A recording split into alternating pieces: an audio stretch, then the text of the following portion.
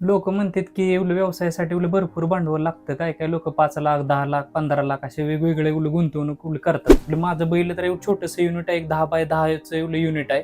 ह्याच्यामध्ये मी जुने पत्रे वगैरे वापरून सेकंड हँड एक साधारण छोटंसं बनवलंय. पूर्ण ह्याला मला सगळा 90,000 रुपये पूर्ण सेटअपला खर्च आलाय. एक महिने दवाखान्यातच होतो. त्यानंतर मी घरी आलो. मग आता विचार करायला लागलो की आता पुढे करायचं काय. जॉब तर करायचा, पण अशा कंडिशन मधून कोण जॉब देणार किंवा कोण ऍक्सेप्ट पॉझिटिव्ह निगेटिव्ह लोकांची वृत्ती असते.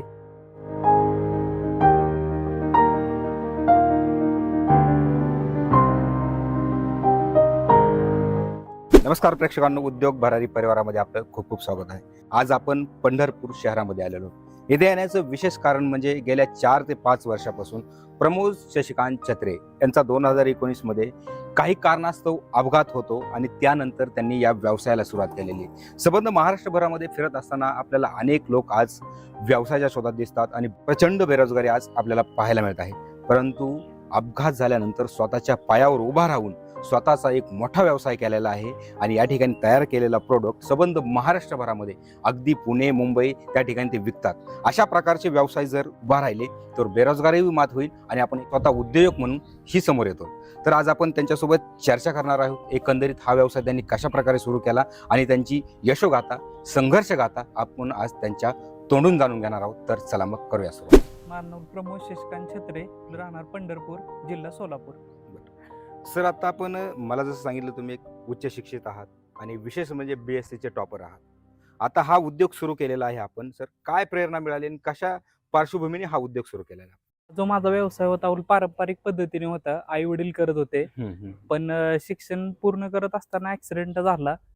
बाईक वरून जात असताना पाठीमागून ट्रकने उडवले. त्याच्यामध्ये एक पाय घोट्यापासून पूर्ण निकामी झाला. त्याच्यानंतर आता म्हटलं की आपण इथून पुढे आपल्याला चालता पण येणार नाही, काय पण नाही. बरोबर. मग तरी पण पारंपरिक पद्धतीचा घरच्यांचा व्यवसाय होता. मग अशातून एक महिना हॉस्पिटलमध्ये होतो. त्यातून परत जर्मनी मधून तो कृत्रिम पाय मागून घेतला व त्याच्यातून उभं राहण्याचा प्रयत्न करून स्वतःला 1-2 महिन्यामध्ये सावरलं. त्याच्यानंतर आता म्हटलं काय करायचं, जॉब तर आपण कधी पण करू शकतो म्हटलं. मग त्यापेक्षा म्हटलं हाच जर व्यवसाय आपण पुढे नेला तर एक आपल्याला स्वतः पण आपण तयार होतोय, प्लस आपल्यामुळे दुसऱ्याला प्रेरणा पण येते. बरोबर. म्हणून अशा कंडिशन मधून जात होतो. मग अशातून घरच्यांनी आणि मित्रांनी पण साथ दिली भरपूर. 2 महिन्यामध्ये पूर्ण कव्हर होऊन पुढे आपण काय करायचं, जॉब पेक्षा म्हटलं ह्याच्यातूनच आपलं करिअर करायचं आणि ह्याच्यातून आपलं नाव मोठं करायचं आणि महाराष्ट्रभर पूर्ण आपला माल सप्लाय करायचा.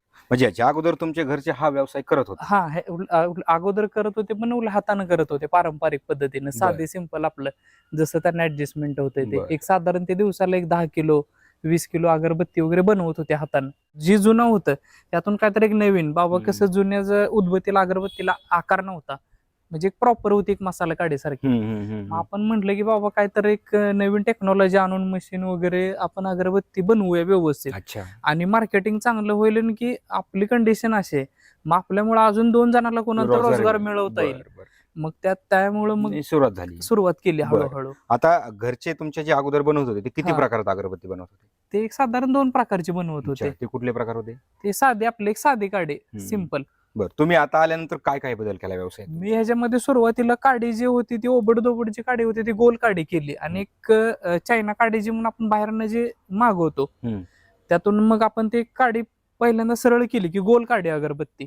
त्यानंतर आपण त्याला मग वास वगैरे डेव्हलप देऊन स्वतः नावाचे 2-3 प्रोडक्ट तयार केले. बरं, आता तुम्ही जसं सांगितलं की घरचे पारंपरिक पद्धतीने तुमच्या बनवत होते, परंतु तुम्ही आता त्याच्यामध्ये बरेचसे बदल केले आणि त्यांना व्यवसायाला आधुनिकतेचं स्वरूप दिलं. मला सांगा, आता या ठिकाणी बघतो या सेड मध्ये तुमच्याकडे मी मशिनरी पाहिली, तर ते अगरबत्ती तयार करण्यासाठी प्रोसेस म्हणा किंवा त्याला रॉ मटेरियल काय काय लागतं मला ते थोडक्यात सांगा. अगरबत्ती कशी आपण बनवतो ह्याचं सुरुवातीपासून जे मटेरियल काय काय लागतं, आपण कसं ते मिक्स करतो वगैरे ते तुम्हाला दाखवायचं. छोटस युनिट आहे माझं, तिथं तुम्हाला दाखवतो. हे सर छोटस माझं युनिट आहे सर, एक छोटस. ह्याच्यामधून म्हणजे काय काय जे डेव्हलपमेंट केलं ते तुम्हाला दाखवतो मी. सुरुवातीला एक मशीन घेतली, सेकंड हँड मशीन घेतली अगरबत्ती तयार करण्याची ऑटोमॅटिक. त्याच्यानंतर मी हा एक मिक्सर तयार केला की जेणेकरून अगरबत्तीचं पीठ जे असते ते आपण हाताने मिक्स करण्यापेक्षा जास्त त्याला एनर्जी लागते. तर आपण एक मिक्सर खरेदी केला. त्याच्यानंतर हे जे काय लागणार जे काय रॉ मटेरियल आहे, वजन काटा वगैरे जे काय किरकोळ एवढंच, तर साधारणपणे जर आता विचार केला तर हा व्यवसाय सुरू करण्यासाठी तुम्हाला एकंदरीत गुंतवणूक किती लागली सर? लोक म्हणतात की उल व्यवसायासाठी उल भरपूर भांडवल लागतं. काय काय लोक 5 लाख, 10 लाख, 15 लाख असे वेगवेगळे गुंतवणूक करतात. पण माझं बैल तर छोटस युनिट आहे, एक 10 बाय 10 युनिट आहे. ह्याच्यामध्ये मी जुने पत्रे वगैरे वापरून सेकंड हँड एक साधारण छोटस बनवलंय. पूर्ण ह्याला मला सगळा 90,000 रुपये पूर्ण सेटअपला खर्च आलाय. ह्याच्यातून बाकी काय असं एक्स्ट्रा वगैरे काही नाहीये. 90,000 पूर्ण मी प्लॅन तयार केला. ह्याच्यातून फक्त मी काय केलंय की बाबा समोरच्या गिरायकांना की क्वालिटी महत्वाची, बरोबर. क्वांटिटी नाही. क्वालिटी जर असेल तर 100% आपला माल व्यवस्थित जाणार. मी पूर्ण महाराष्ट्रभर माझी अगरबत्ती देतोय, आतापर्यंत काहीच प्रॉब्लेम नाही. कारण क्वालिटी जर एक नंबर दिली तर आपले भरपूर कस्टमर वाढतात. म्हणजे साधारणपणे 1 लाख रुपयामध्ये तुम्ही हा 1 व्यवसाय लाख सुरू केला. 90 ते 95 मध्ये पूर्ण सेटअप तयार केलाय सर. बरोबर आहे. आता अगरबत्ती बनवण्यासाठी कच्च्या मालाची पण आवश्यकता आहे. हा, कच्चा माल किती प्रकारचा आणि कुठून खरेदी करता आपण? कच्चा मालामध्ये मी जो सध्या वापरतोय तो 3 प्रकारचा आहे. तो मी नागपूर, मुंबई, नाशिक इथून खरेदी करतो. अच्छा, बर. कुठल्या प्रकारचा असतो तो? तो म्हणजे सॉडस्ट म्हणून एक असतो, वेगवेगळ्या वनस्पतींचे जे बुस्स असते तो वापरतात. आणि जिगट पावडर म्हणून असते ते व्हिएतनाम मधून येते, चायना मधून. आणि त्याला जी काडी लागते ते आपल्या हँडमेड काडी चालत नाही मशीनला, ते लगेच अडकते. मग त्यासाठी आपल्याला एक चायना काडी म्हणून असते, ते व्हिएतनाम वरून एक्सपोर्ट होते. अच्छा, ती मग कुठून खरेदी करता तुम्ही? ते नाशिक मधून खरेदी करतो. नाशिक, कधी अहमदाबाद, जिथून आपल्याला अवेलेबल होईल, क्वालिटी चांगली असेल तिथूनच खरेदी करतो. पण सगळ्यात जास्त जे आता सध्या जो माल घेतोय तो कोल्हापूर मधून घेतोय. बाजीराव इंडस्ट्री म्हणून आहेत, त्यांच्याकडून आपण सगळा पूर्ण माल खरेदी करतो. अच्छा, बाजीराव इंडस्ट्री मधून काय काय खरेदी करता आपण? त्यांच्याकडून आपण पॅकेजिंगला जेवढ्या प्रकारचे सेंट लागतात, सेंट, नंतर रॉ मटेरियल, जिगट पावडर, वूड पावडर, त्याच्यानंतर गोरगम, काडी, मेन जी काडी येते, कारण त्यांनी आपल्याला क्वालिटी एक नंबर देतात त्यांनी.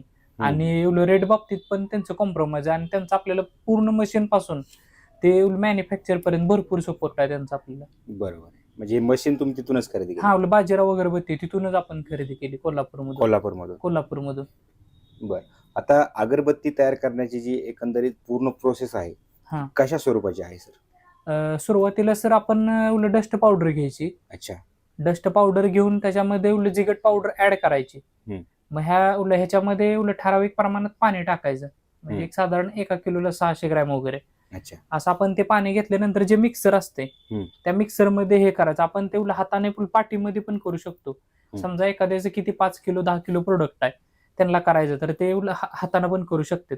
पण आपलं प्रोडक्ट जास्त असल्यामुळे आपण ते मिक्सरचा वापर करतो. ते मिक्स घेतल्यानंतर पीठ, त्याच्यानंतर आपण ते मशीन मिक्सर मध्ये जेव्हा तुम्ही टाकतात ते पूर्ण, ते कॅपॅसिटी किती मिक्सरची? 20 किलोची कॅपॅसिटी सर. म्हणजे एक वेळेस आपण 20 किलो घेऊ शकतो? नाही, एका वेळेस आपण एक साधारण 10 किलो डस्ट घेतला, एक 4 किलो आपण जिगट पावडर घ्यायची आणि एक 4 किलो आपण पाणी टाकायचं, 4 लिटर आपण पाणी टाकायचं. असं करून ते पूर्ण मिश्रण एक साधारण 17-18 किलो जो होतंय. अच्छा, 10 किलोला आपल्याला 4-5 लिटर पाणी पाहिजे? हा, 4 ते 5 लिटर पाणी पाहिजे. म्हणजे पूर्ण थोडं थोडं सुकं करायचं होतं? हा, थोडंसं एक नॉर्मल, म्हणजे जास्त पण असं चिखलासारखं नाही करायचं आणि जास्त पण असं एकदम कोरडं पण नाही करायचं. जर आपण कोरडं पीठ केलं तर ते मशीन मधून ते पुढे जात नाहीये, असं रोळ्या तयार होतात त्याच्या. अच्छा, तयार झाल्यानंतर इकडे मशीनकडे घेऊन हा, त्याच्यानंतर ते मशीन मध्ये आणायचं आणि ते मशीन मध्ये टाकायचं. जरी काय आपल्याला फॉल्ट वगैरे वाटला थोडा टेम्परेचर नुसार, जसं वातावरण आहे, थंडीमध्ये पाणी कमी लागतं, उन्हाळ्यामध्ये पाणी जास्त लागते, जसं आपण वातावरण त्यानुसार ऍडजस्टमेंट करून ते आपण मिश्रण तयार करून अगरबत्ती मशीन मध्ये टाकायचं. बरं.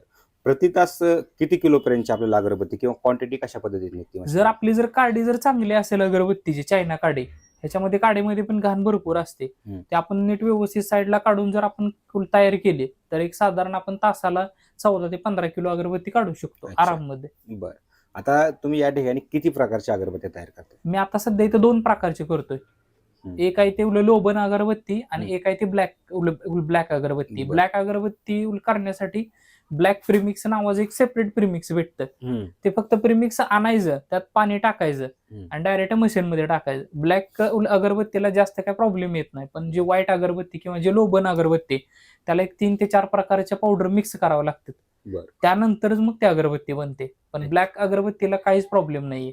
बरं. फक्त प्रीमिक्स मध्ये पाणी टाकायचं ना अगरबत्ती तयार होते. अच्छा, लोबन अगरबत्ती हा काय प्रकार असतो, म्हणजे कुठल्या प्रकारची अगरबत्ती? लोबन म्हणजे कसं, आधी सुरुवातीला अशी ब्लॅक अगरबत्ती फेमस होती सगळीकडे. त्याच्यानंतर की नवीन काय तर मार्केटला आणायचं म्हणून जे लोबन नावाचं जे सेंट आहे आणि जे ते धूप टाईप त्याचा वास येतो, फक्त ते एवढंच की रेग्युलर काडीपेक्षा लोबन अगरबत्ती जाडीनं मोठी असते. अच्छा. हा, आता जर मागणीचा विचार केला तर मार्केटमध्ये कुठल्या अगरबत्तीला मागणी जास्त आहे? जास्त लोबन अगरबत्ती मार्केट जास्त आहे, कारण ब्लॅक अगरबत्ती कसं काळांतरानं हळूहळू मार्केट लो होत चाललंय. व्हाईट अगरबत्ती, लोबन अगरबत्ती सगळ्यात जास्त मार्केट त्या अगरबत्तीचं. अच्छा, लोबन. लोबन वैशिष्ट्य अगरबत्ती. काय आहे लोबन अगरबत्तीचं? लोबन अगरबत्ती जाळायला भरपूर वेळ जळते आणि वास असं म्हणजे जास्त डेव्हलप होतं त्याचा. बरोबर.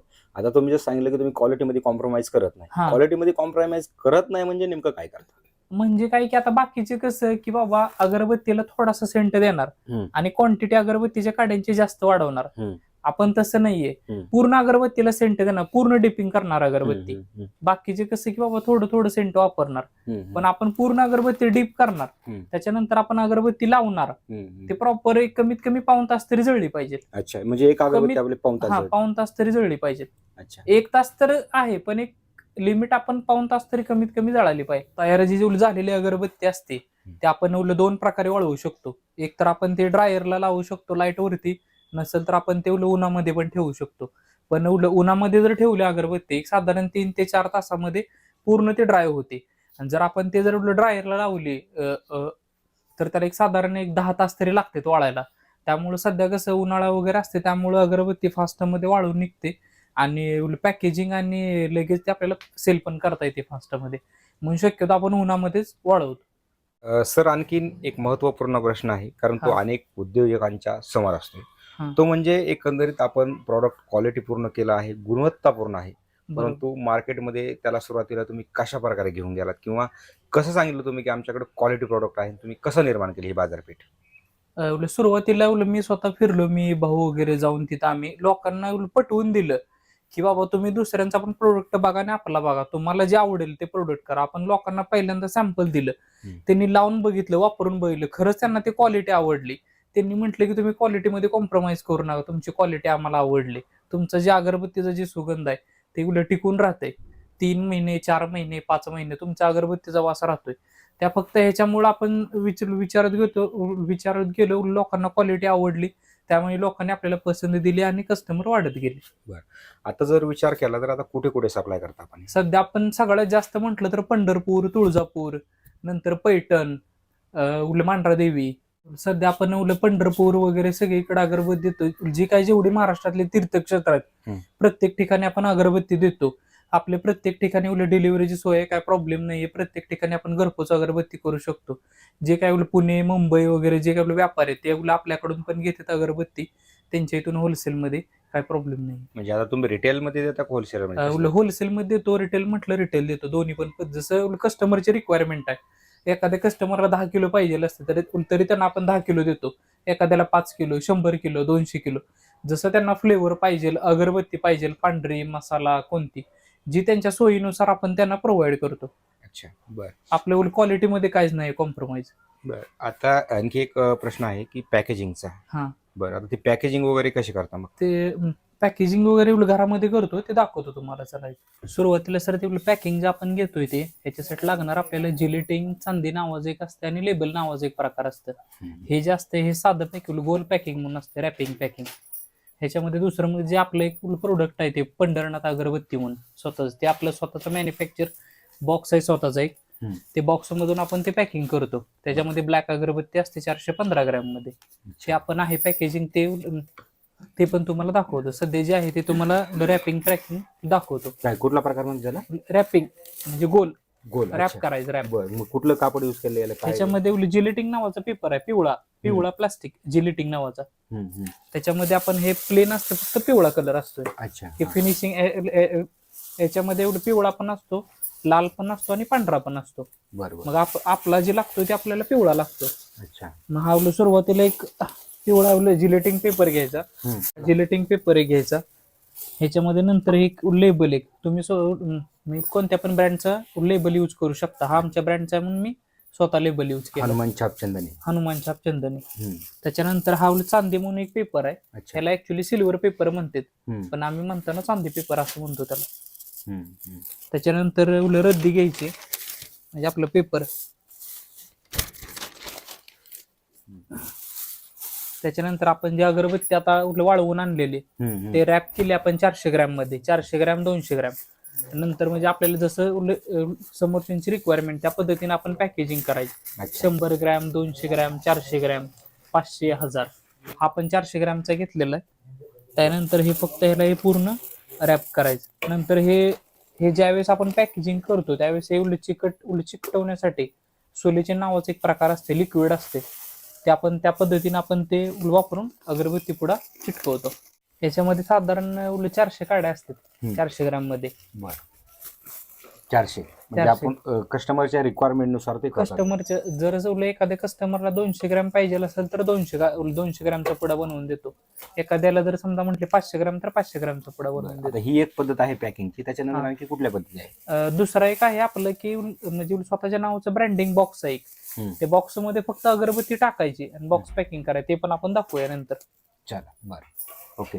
आता साधारण 2-3 प्रकारात तुम्ही पॅकिंग करा. हा, एक 3 प्रकारे आम्ही पॅकिंग करतो. एक आहे ते पाऊच पॅकिंग आहे, त्याच्यामध्ये सिंपल फक्त पॅकिंग ट्रान्सपरंटच्या पाऊच मध्ये पॅकिंग करणे आणि लेबल लावणे स्वतःच्या ब्रँडचा. दुसरा आहे तो बॉक्स पॅकिंग आहे, त्याच्यामध्ये फक्त अगरबत्ती आणि बॉक्स ठेवणे एवढं. आणि हा जो आहे तिसरा तो रॅपिंग प्रकार आहे, गोल अगरबत्ती. सर, साधारणपणे एखादा व्यक्ती त्याच्याकडे गुंतवणूक नाही किंवा त्याला व्यवसाय करण्याची इच्छा आहे, परंतु साधन सामग्री नाही, या सगळ्या गोष्टी त्याच्याकडे अवेलेबल नाहीत, तर एखाद्या व्यक्तीला जर व्यवसाय करायचा असेल तर तुमच्यासोबत तो कशा प्रकारे करू शकतो? आम्ही त्यांना सुरुवातीला अगरबत्ती प्रोव्हाइड करू आमच्या स्वतःच्या ब्रँडची, किंवा जर त्यांच्या ब्रँडची पाहिजे असेल अगदी कमी पैशात 5,000-10,000 मध्ये, तर त्यांनी स्वतःचा ब्रँड करून ते पण विकू शकतात. किंवा असं जरी आपलं जरी विकलं तरी पण त्यांना भरपूर प्रॉफिट भेटते. अच्छा, म्हणजे एकंदरीत साधारण फक्त तुम्ही त्यांना अगरबत्ती देणार? हा, अगरबत्ती देणार. आम्ही त्यांना जे काही मार्गदर्शन आहे तेवढं सगळं मार्गदर्शन करणार, की बाबा तुम्ही अगरबत्ती कुठं विकू शकता, काय तुम्हाला कमी याच्यामध्ये जास्त प्रॉफिट कसा होईल, हे सगळं आम्ही त्यांना मार्गदर्शन करणार. जरी समजा त्यांनी म्हणले की बाबा आमच्या स्वतःचा आम्हाला ब्रँडिंग करायचंय, तरी पण त्यांना आम्ही स्वतः माल पुरवणार. कारण ऑलरेडी आम्ही कस्टमर आमच्याकडे असे आहेत की स्वतःचा पण आम्ही त्यांना आमच्या ब्रँडचा माल देतो आणि त्यांच्या पण ब्रँडचं त्यांनी स्वतःहून ब्रँड बनवून विकतात. बचा, म्हणजे तुमच्याकडून अगरबत्ती घेऊन ते स्वतःच्या ब्रँडने विकतात? हा, स्वतःच्या ब्रँडने विकतात. बरोबर, म्हणजे क्वालिटी मेंटेन ठेवण्यासाठी. क्वालिटी फक्त मेंटेन ठेवण्यासाठी. सर, आताचा माझा एक असा प्रश्न आहे तुम्हाला, की आता कुठलाही व्यवसाय म्हणलं की तो नफ्यासाठीच केला जातो, ते सर्वश्रुत आहे.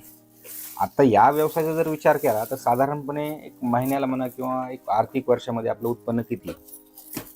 साधारण म्हणजे कसं आता सगळे हे टोटल 3 कामगार प्लस मी आणि बाकीच्या सगळ्यांचा खर्च वगैरे, अगरबत्ती पॅकेजिंग, त्याचं रॉ मटेरियल वगैरे सगळं हे ते जाऊन एक साधारण महिन्याला 1 ते 1.5 लाख रुपये 1 ते 1.5 लाख रुपये नफा राहतो.